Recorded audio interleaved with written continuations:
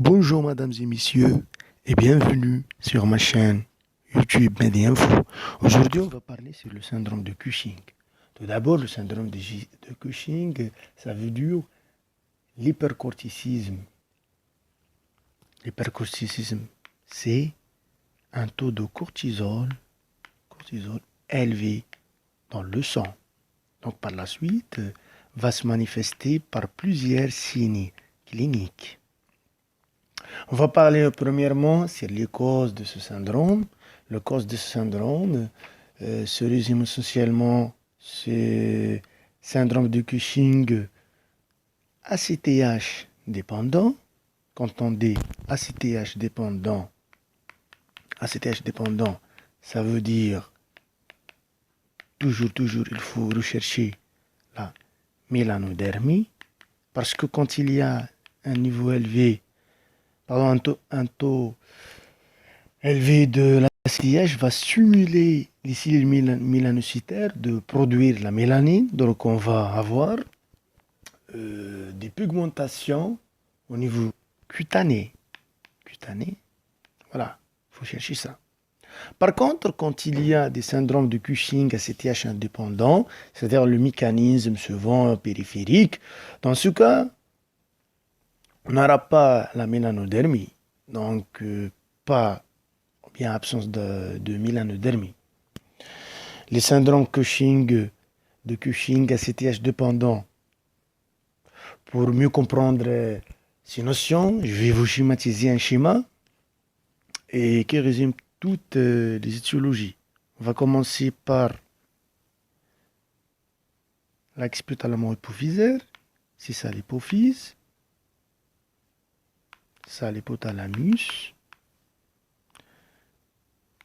hypophyse, comme vous voyez, et après il y a la circulation sanguine, il y a la surrénale, il y a le rein d'abord, après on va schématiser la surrénale par une autre couleur pour mieux comprendre, comme ça la surrénale. Donc, ACTH dépendant, ça veut dire un taux d'ACTH élevé. Ça veut dire l'origine est centrale. Donc, soit un problème au niveau de l'hypophyse, c'est-à-dire adénome, c'est une, on va dire, tumeur bunini, adénome, voilà. Corticotrope qui va sécréter la CTH, par la suite va agir au niveau de la surrénale, donc la libération de taux élevé du cortisol. Et soit notre problème, c'est souvent les néoplasies, mais en particulier le cancer bronchique à petite cellule, c'est-à-dire cancer pulmonaire au niveau du poumon, voilà, c'est ça les poumons, un cancer ici, va sécréter la CTH qui va agir au niveau systémique. Surtout quand le type histologique est à petite cellule. Maintenant, il ne reste que le rein. Voilà, dans le rein comme ça, la surrénale. Soit une tumeur bénigne, c'est-à-dire adénome surrénalien, donc va nous donner le deuxième syndrome Cushing ACTH indépendant, donc le niveau de la CTH est bas, et soit un corticocérilanome, ça veut dire au niveau de la surrénale et au niveau du cortex, ça veut dire au niveau de la couche qui sécrète le cortisol, on aura un corticocérilanome malin, donc de mauvais pronostic. Corticocérilanome malin, malignité, donc de très mauvais pronostic. Quand on passe sur la clinique, tout d'abord, il faut savoir les différentes fonctions du cortisol. Le cortisol, premièrement, hormone qui agit au niveau hépatique par augmentation de l'hyperglycémie par le mécanisme de la myoglycogenèse. Ça, c'est important. Favorise aussi le catabolisme des protides, c'est-à-dire de protéines, c'est-à-dire diminution de la masse musculaire. Par la suite, on va comprendre pourquoi j'ai dit ça. Deuxièmement, sur le système immunitaire, par, on va dire, c'est pas dysfonctionnement, mais ralentissement de la réponse immunitaire. Quatrièmement, on va citer aussi le niveau, c'est-à-dire le compartiment osseux, va agir par l'augmentation de l'activité des osteoclastes et la diminution de l'activité des osteoblastes, donc favorise l'ostéoporose. Et au niveau, on va dire au niveau adipeux, c'est la lipolyse, donc augmentation de cholestérol et triglycides et diminution de HDL. C'est très important ça. Et il y a d'autres fonctions aussi. Cinquièmement, on va dire sur la rétention hydrosodée, à forte dose, le cortisol va faire la même fonction que l'aldostérone, c'est-à-dire une fonction minéralocorticoïde.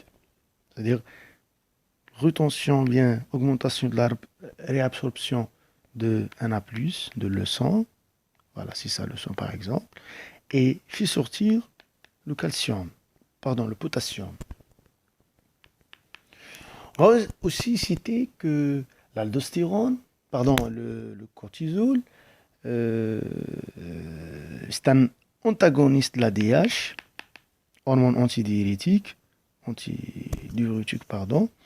et donc va aussi favoriser par un autre mécanisme,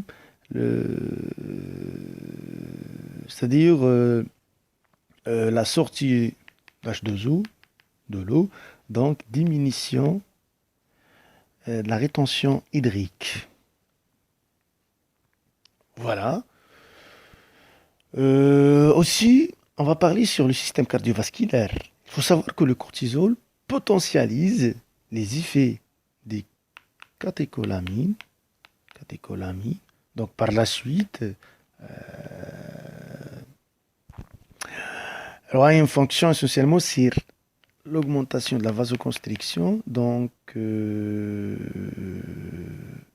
augmentation de la tension, c'est effet cardiaque.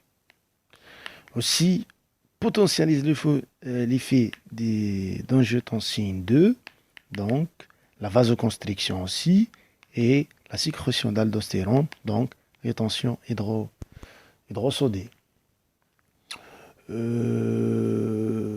Je crois que c'est ça les fonctions les plus importantes. Mais il y a d'autres fonctions aussi, par exemple, sur le tube digestif, augmente la sécrétion acide gastrique. Donc l'incidence des ulcères gastriques sera augmentée.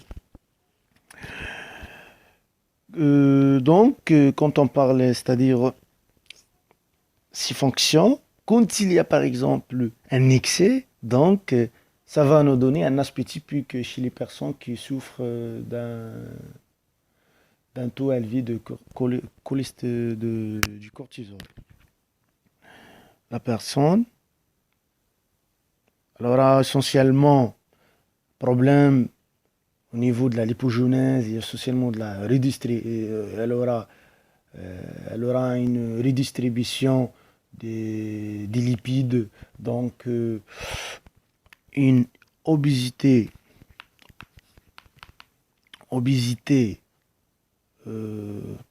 tronculo-faciale ou bien facio-tronculaire au niveau du cou et du face qui est rond comme ça. Euh, et après, comme ça. Après, on aura une obésité aussi viscérale, c'est-à-dire endoroïde au niveau de l'abdomen, comme ça.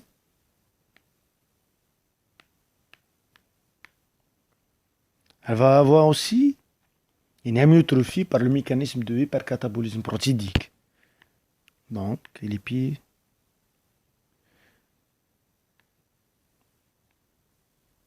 vont être, on va dire, amyotrophiés, donc de petite taille et diminution de la masse musculaire. Si on constate ça aussi au niveau des bras.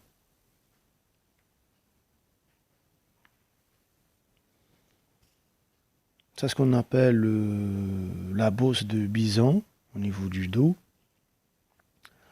Comblement aussi des espaces susclaviculaires et susclaviculaires et axillaires par les tissus adipeux.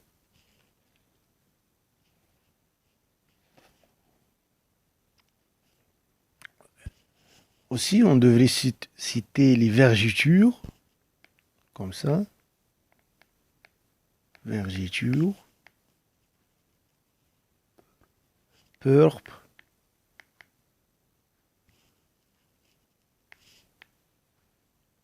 des vergitures purpre, et aussi un signe aussi quasi vraiment pathognomonique, c'est l'érythrose des pommettes. Pommettes.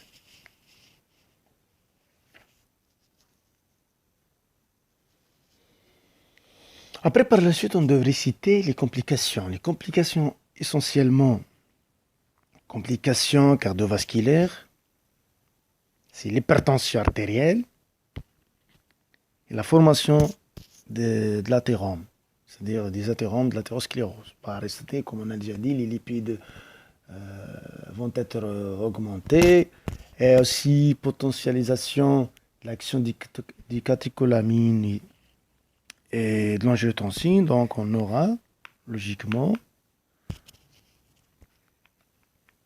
hypertension artérielle et formation d'athérosclérose. On a aussi deuxième complication qui est assez importante, qui est assez grave, c'est les infections par ralentissement de la réponse immunitaire. Troisième complication qui est vraiment grave, surtout chez les personnes âgées, c'est l'ostéoporose. Voilà. Et quatrièmement, on devrait citer aussi, quand il y a une obésité androïde, il faut penser à l'insulino-résistance. Et donc par la suite, insulino-résistance, aussi hyperglycémie, par le mécanisme de la néoglycogénèse hépatique, donc diabète secondaire à on va dire, à l'hypercorticisme.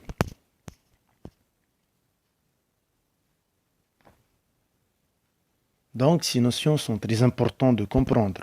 Mais on devrait être vigilant pour dire est-ce que le patient souffre vraiment d'une maladie concernant le cortisol ou bien d'autres maladies. Donc, ce qu'on appelle comment on fait le diagnostic différentiel. Eh bien, le diagnostic différentiel, il faut penser si le patient sous corticothérapie au long cours. Corticothérapie, voilà. Parce que la corticothérapie, c'est la même chose, un taux élevé de cortisol et tout. Donc, c'est très important. Aussi, dépression sévère. Parce que la dépression, on n'a pas parlé sur ça, mais il faut savoir que la dépression va agir sur deux niveaux. Le niveau sympathique, augmentation de l'adrénaline et la noradrénaline. Par la suite aussi, au niveau de la surrénale, par augmentation du cortisol, taux du cortisol.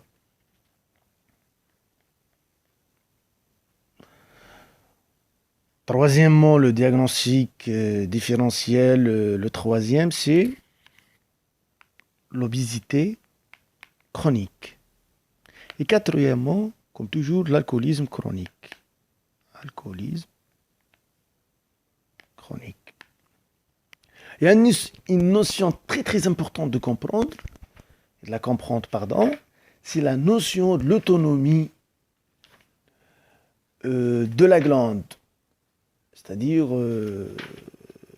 quand on parle d'autonomie, ça veut dire qu'il n'y a pas de rétrocontrôle négatif qui va agir au niveau de l'axe hypothalamo-hypophysaire. Quand on parle sur ça,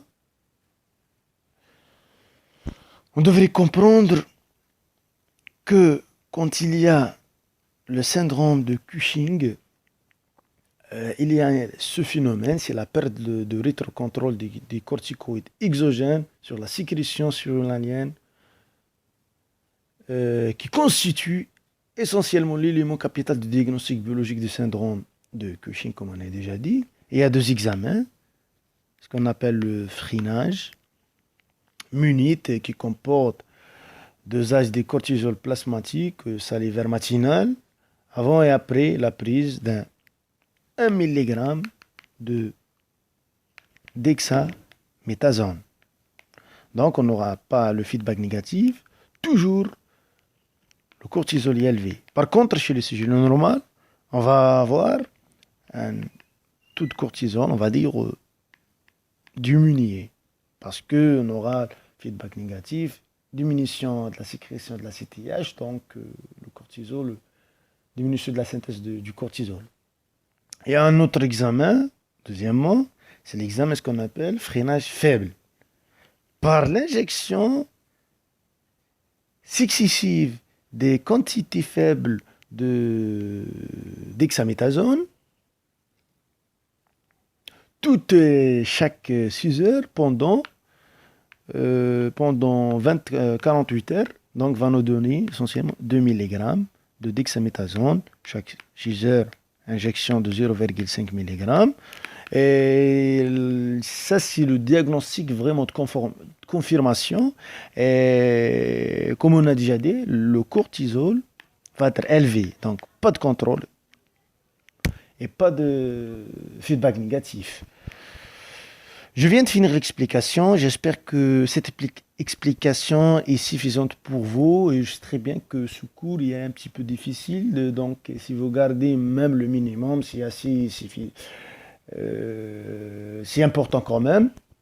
Et j'espère qu'on va se rencontrer encore dans une nouvelle explication, une nouvelle leçon. Et je vous remercie pour votre attention. Merci beaucoup. Ciao, ciao.